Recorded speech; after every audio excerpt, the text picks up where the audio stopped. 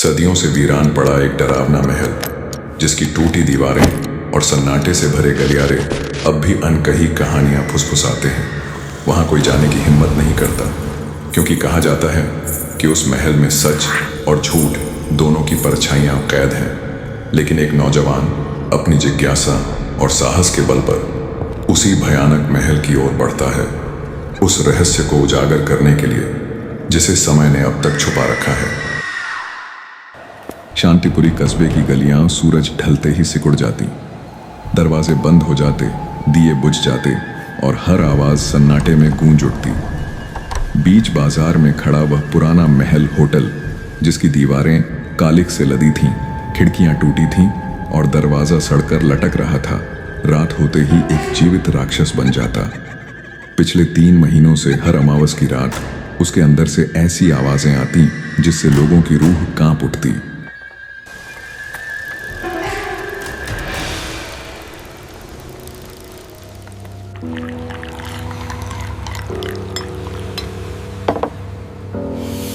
काका, कल फिर अमावस है। तुमने सुना क्या? पिछली बार क्या हुआ था? सुना नहीं, देखा था मैंने। रात के 2 बजे महाल की छत पर कोई परछाई इधर उधर भाग रही थी, बिना सिर की। अरे वाह! मतलब भूत सच में है? भूत नहीं बेटा, राजा उदय सिंह का आत्मा। उसने अपना खजाना वहीं छिपाया था। अब वो उसकी रखवाली करता है। जो भी उसके पास जाता है वो कभी वापस नहीं आता। अचानक हवा तेज चलती है, महल की ओर से एक दरार आती है। सब चौंक कर देखते हैं।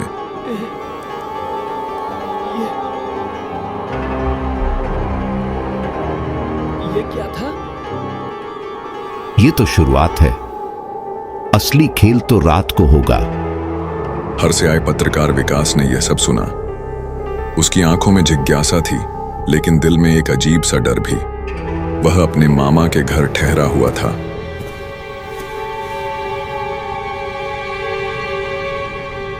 बेटा, ये खतरनाक खेल है। पुलिस भी डरती है वहां जाने से। क्यों रिस्क ले रहा है? मामा, मैं एक पत्रकार हूँ। सच जानना मेरा काम है। अगर भूत है तो सबूत चाहिए, अगर नहीं तो फिर यह छलावा कौन कर रहा है? ठीक है, लेकिन तू अकेला नहीं जाएगा। मैं तेरे साथ रहूंगा। नहीं मामा, ज्यादा लोगों से खतरा बढ़ेगा। मैं तैयार हूं। अमावस की रात आई। आसमान काला कालकोट जैसा था। हवा में सिसकियां थीं। विकास ने अपने बैग में टॉर्च, रिकॉर्डर और एक पुरानी तलवार रखी थी। वह रात के 11:30 पर घर से निकला। विकास सांस रोककर दरवाजे की ओर बढ़ता है। अचानक एक ठंडी हवा उसे धक्का देती है। ये क्या है? जैसे कोई पीछे से फूंक मार रहा हो।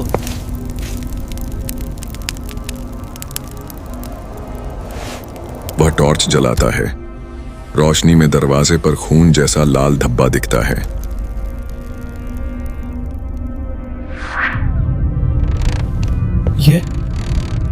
ये तो अभी अभी लगा है। कोई यहाँ है? वह धीरे से अंदर घुसा। अंदर अंधेरा और गंध, सड़ी लकड़ी और किसी मरे हुए जानवर जैसी। टॉर्च की रोशनी में दीवारों पर खून के छींटे दिख रहे थे। विकास आगे बढ़ता है। अचानक ऊपर की मंजिल से एक औरत की चीख आती है। कौन है?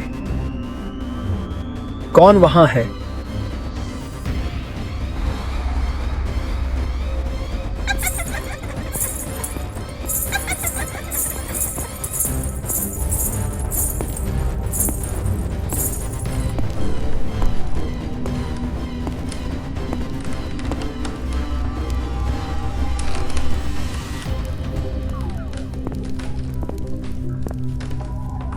ये रोशनी कहां से? यहां तो बिजली नहीं है। वह रोशनी की ओर बढ़ा। कमरे के अंदर एक बूढ़ी औरत सफेद साड़ी पहने खिड़की पर झुकी थी। उसके बाल लंबे और उलझे हुए थे। अरे, आप यहाँ क्या कर रही है?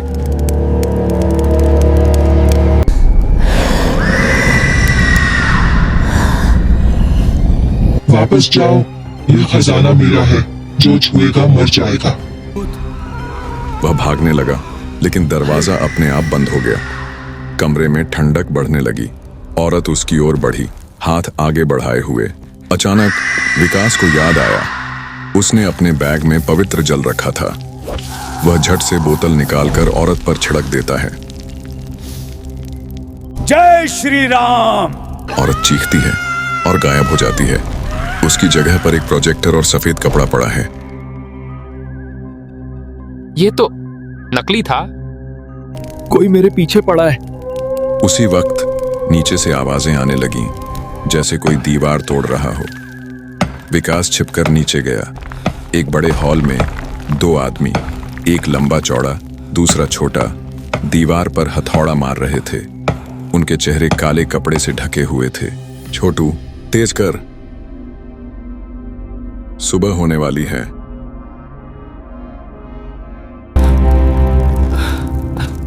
साहब, ये दीवार बहुत मजबूत है।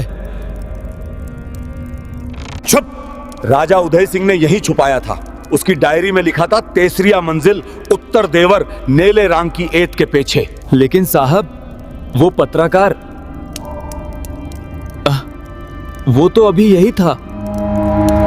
अरे पागल, उसे तो मैंने भूत बनकर डरा दिया। अब वो भाग गया होगा। जल्दी कर।